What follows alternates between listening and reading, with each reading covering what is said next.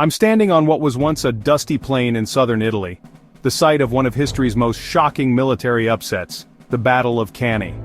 For over 2,000 years, Cannae has meant tactical genius and catastrophic defeat. You might picture Hannibal, elephants, and a massive Roman army, but the real story is far more fascinating. This wasn't just a battle, it was a masterclass in psychology, strategy, and audacity that redefined warfare. Today, we'll unpack 7 surprising facts about this legendary encounter. Truths that will change how you see the past. We'll reveal how a smaller army achieved the impossible, why elephants weren't the stars, and how Cannae's lessons still echo in military academies worldwide. This is the story of the perfect, horrifying victory. The most famous fact about Cannae is Hannibal's double envelopment, or pincer movement, a tactic still taught in military schools. The Romans, confident in their numbers, charged straight at Hannibal's center, which he deliberately weakened and shaped into a crescent. As the Romans pushed in, thinking they were winning, Hannibal's elite African infantry closed in from the flanks. Meanwhile, his cavalry swept around to attack from the rear. The Romans were completely surrounded, packed so tightly they could barely fight. It was a trap executed to perfection. For this trap to work, Hannibal had to gamble. He was massively outnumbered. Rome fielded up to 86,000 men. Hannibal had about 50,000, a diverse mix of mercenaries and allies. The Roman legions were disciplined and unified. Hannibal's force was held together by his leadership. Any conventional general would have avoided battle, but Hannibal saw the Romans' size as a weakness to exploit. He turned their greatest advantage into their fatal flaw.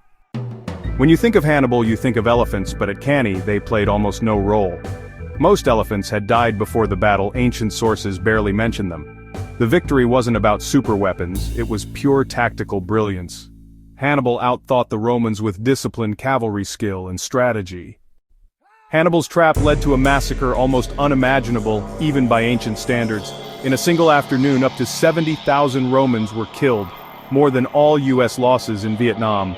The Romans, encircled and packed together, were methodically cut down. Among the dead, a consul and dozens of senators, a demographic catastrophe for Rome. Hannibal's own losses were light by comparison. The psychological impact was devastating. Rome was gripped by terror and panic. Hannibal at the gates became a phrase of fear for generations. Allies defected, and the very fabric of Rome's confederation began to unravel. Hannibal shattered not just an army, but Rome's sense of invincibility. Faced with disaster, Rome adapted instead of surrendering. They overhauled their military, abandoning brute force for cunning and flexibility. The Fabian strategy, avoiding direct battle, harassing supply lines, became their new approach. The legions evolved into more maneuverable units, learning from Hannibal's tactics. Rome's future victories were forged in the crucible of Cannae's defeat.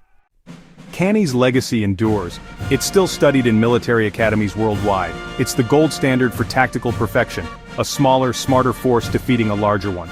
Generals from the Schlieffen Plan to the Gulf War have tried to pull a Cannae. The battle's principles of strategy and leadership remain timeless. To pull a Cannae is to achieve the perfect encirclement. The Battle of Cannae was more than a clash of armies. It was a turning point in history. Its lessons echo from this empty Italian plain to the world's military academies. If you enjoyed this look at history's hidden truths, consider subscribing for more. Thanks for watching. History is full of moments stranger than fiction, and Cannae is one of the greatest. I'll see you in the next video.